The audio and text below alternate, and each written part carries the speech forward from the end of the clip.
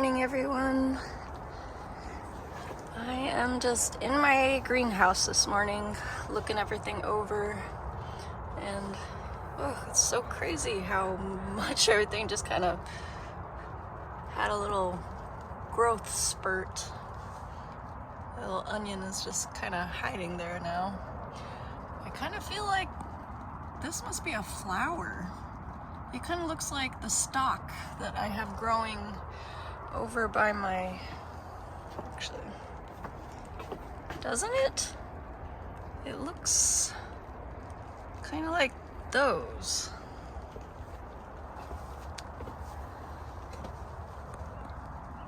Sort of.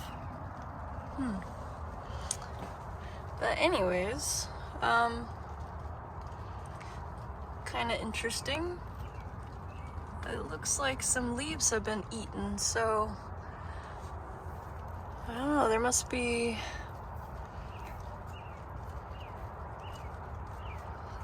a slug that comes and visits every once in a while. I'll have to keep an eye out for that. And this morning I did find a couple aphids on this guy here, which is so weird. I'm like, where do those little pests even come in from? Although I have to admit, when I put this polytunnel together, I just kind of made sure that everything was basically sterile when I brought it in here. The only thing that came in from the outside was actually this big 25-gallon tote. So, well, that's probably my answer. But anyways, live and learn. But everything in here looks like it's doing pretty well. Over here, this thing is bolting. And for those of you who don't know, bolting just means it's trying to go to seed, which might mean that the daytime temperatures in here are just way too high for this spinach. So I'll probably pull that out. And then it'll make more room for all the others to grow. So now that this has gotten to the size, I can tell it's a Nagasaki cabbage from the leaves. It's kind of got like big, crinkly looking leaves. So these guys over here are probably the same variety. The other ones must be Shanghai greens. That's probably about right. And as you can see, I already pulled out all the toy choy that was here previously. So those went in a recent saute with the yummy pork chops that I had the other night. So, but yeah, I think I'd rather grow some full-size bok choys. Although, I can't tell if they're really bulking up or if they're trying to bolt too. They almost look like they're trying to bolt also. So, yeah, for anybody who's never had a greenhouse before or polytunnel, and this is my first time having one that I'm trying to grow in, because I mean, my husband did build the other one that's outside, but I never really used it to grow anything. That one was always just for storage.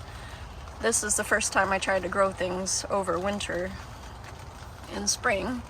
But anyhow, it's kind of an interesting gamble or balance that you have to find for growing your cool, cold-loving plants versus your warm-loving ones. Like, I do have the ginger in here, and it's kind of doing okay, but growing very, very slowly. In fact, the ones in here have not even broke surface yet.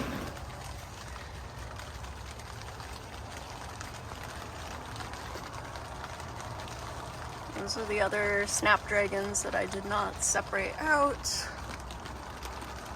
These are the 3 remaining cauliflowers and broccoli that I did not plant outside. Marvel of 4 Seasons, just exploding.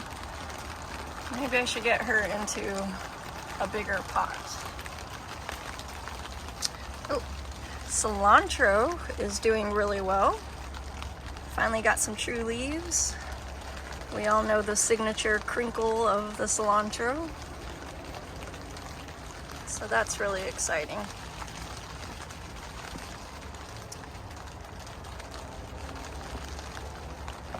These guys really need to get potted up or something. It looks like they're running out of nutrition in here, so I need to get them out of these little plug spots and put them in something bigger. These ones, I keep saying I'm gonna top them. I really probably ought to. It's just, I don't know, I procrastinate. When you're a new gardener, you kind of look at all the other videos and try to sift through the advice given.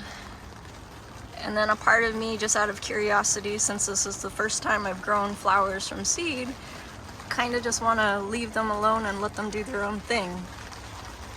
So, I don't know. Maybe I'll just top the ones that have gotten super tall, like this one. Because I do see the little leaves that would come up if I were to top it, like say right there. But the stalk looks like it's doing really good. They're definitely big, and their cotyledon leaves are starting to turn yellow, so then that means they're probably running out of nutrition too. So I'm gonna get those guys into their own 3-inch pots. And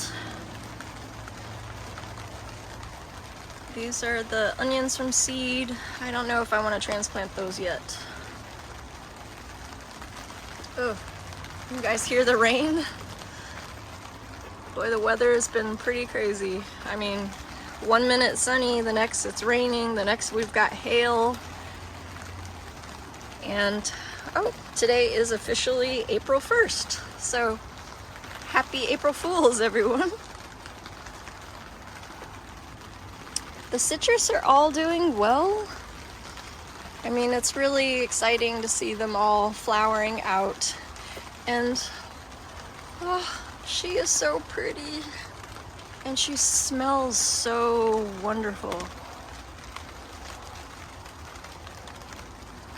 I actually think I'm going to cut her because she's like a perfect long stem rose. So I think I'm going to cut that first rose of my season, because I think it's kind of unusual for them to be blooming at this time anyways. They're not supposed to be blooming for another couple months, but this is inside a protected area, so kind of makes sense. But anyhow, that one long stem is pretty long, so when I cut it, then I'll just have one short little dwarf bushy plant. But I will go ahead and cut that and give that as a gift to one of my coworkers whose last day is on Monday, and I think that would be such a nice little gift to give her.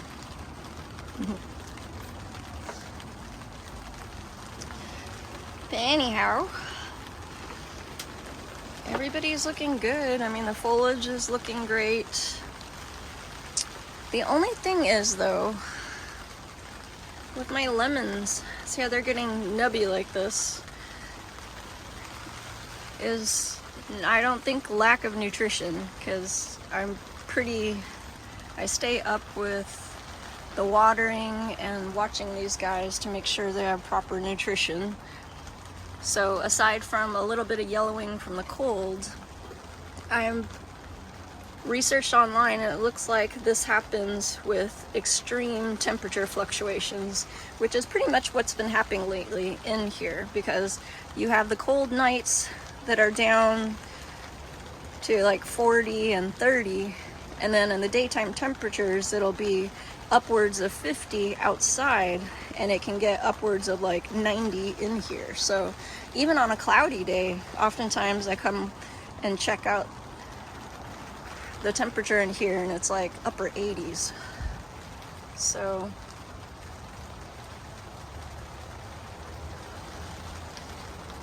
But anyways, there's nothing I can really do about that.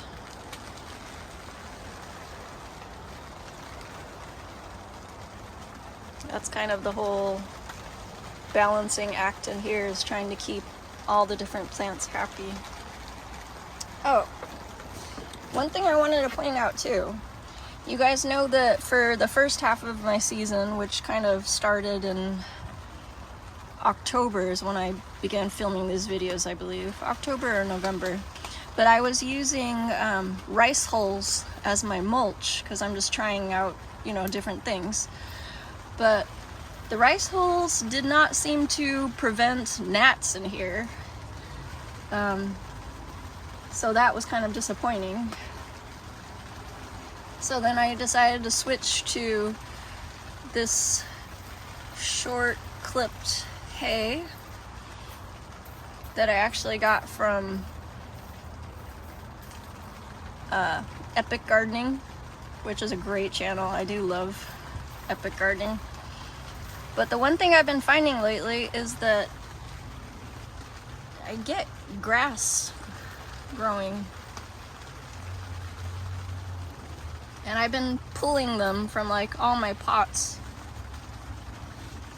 So if you guys use it, and it's not like there's a whole lot, but just be wary of grass seed that grows. You gotta kind of pull it up by the roots to get rid of it.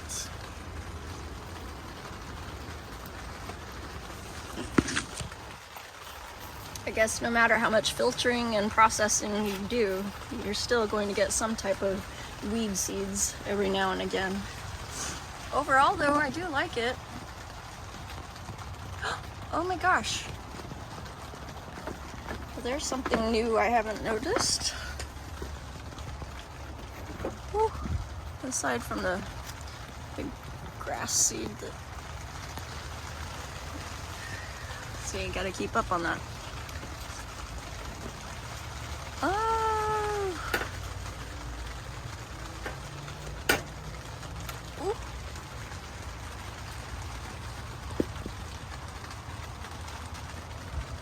Oh, it's so pretty, whatever it is. Because, apparently, I didn't label it.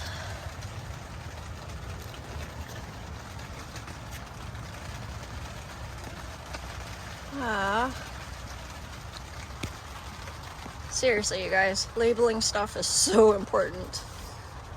If there's one thing that you take away from my channel, know that labeling stuff is important. Ooh, this is a little red twig dogwood that was rooted. Feels kind of light, so probably need some water.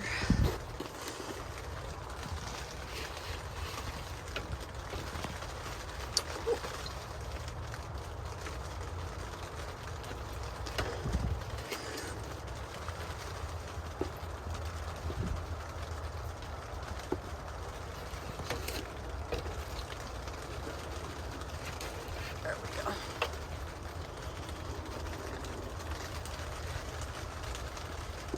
I love that I have a palette in here so I can water stuff and let the water run through.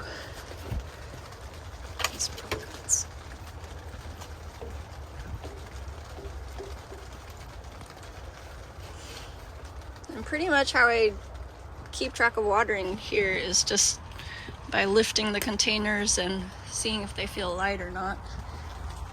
I do have to be careful of certain things like this rose that was not doing well outside, but since I brought it in here, oh my gosh, she has flushes of leaves. But I have not repotted her since I bought her a year ago, so I probably ought to do that. But I always forget to come in here and water her sometimes until... Oh man, yeah, she's pretty light. But I think her potting mix is mostly bark, so the water just kind of runs through. So I try not to overwater, I just give enough knowing that it's going to drain out in the bottom. But I'm very excited that I'm going to have roses this year.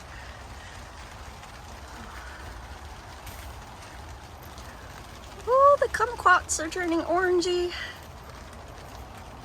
And most of them don't have the blossom end rot. I'm pretty sure that's what it was, and I know somebody had said that in the comments previously too when I was trying to figure it out, so I just made sure I just made sure it had some good nutrition. And I do need to repot when the weather gets warmer, because this kumquat is still in the original soil I bought it in a year ago as well.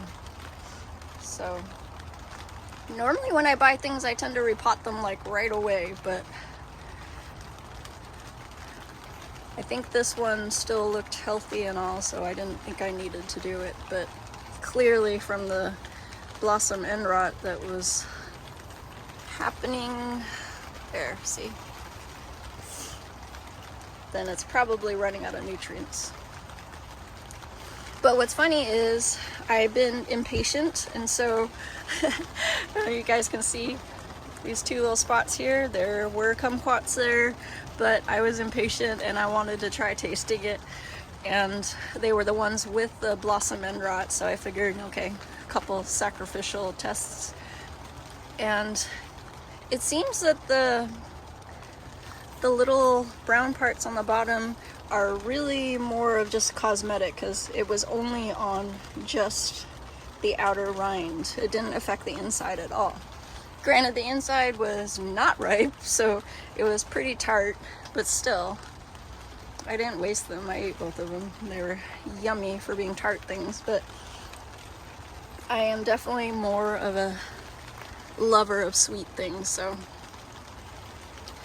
anyways, these guys are ripening nicely, and hopefully we'll get a harvest in the next month. The original one that was really nice and orange that I picked, let's see, I picked from right there, because there was a really dark orange one, and then one day I just decided to try it, and it had a little bit of that blossom end rot in the bottom, so I did not record it, which, yeah, I know better now. But anyways, even with that little brown patch, the entire thing was edible, and oh my gosh, it was so yummy, you guys. It was juicy and sweet and just so yummy. So I'm really looking forward to the rest of these. Big goal of my garden is to have fruits and things all year long that I can just go walk through my garden and graze and just pick a handful of this or that I can just munch on without having to go cook. I would really like fresh eating stuff, which would be like, you know, berries and such. Oh, look at my Kishu mandarin. So much growth. Because I did repot this one as soon as I got it, because it came in that little 1-gallon pot, and so it is in a much bigger pot, and my goodness, the growth is just taken off. Then I cara, which has been so fun because at my work folks are buying cara from Costco and whatnot, and everybody was just raving over how it looks and the tastes, and I just felt so proud. I was like, you know, I'm actually growing a cara orange tree, and so someday I will have fresh fruits to share with my friends and family. That's a big long-term goal of mine, is to just have the kind of place for people to come over and be able to walk through and, you know, share the wealth. But yeah, I have a few years to go. Someday it would be nice to have my own property so I can properly homestead like so many other wonderful YouTubers that are able to do that. But for now, I will just work with what I got, and I'm really blessed to have you guys all part of my journey, and I'm so thankful for everybody who has subscribed and takes the time to watch my videos, even if it's just little bits and parts of it. I mean, it's still unreal. I can't believe I have over 100 subscribers now, you guys. I am just so humbled. But thank you very, very much for your support or your curiosity or just sticking around. So thank you. And now I think I'm gonna go inside and have a cup of tea, and I will see you guys next time.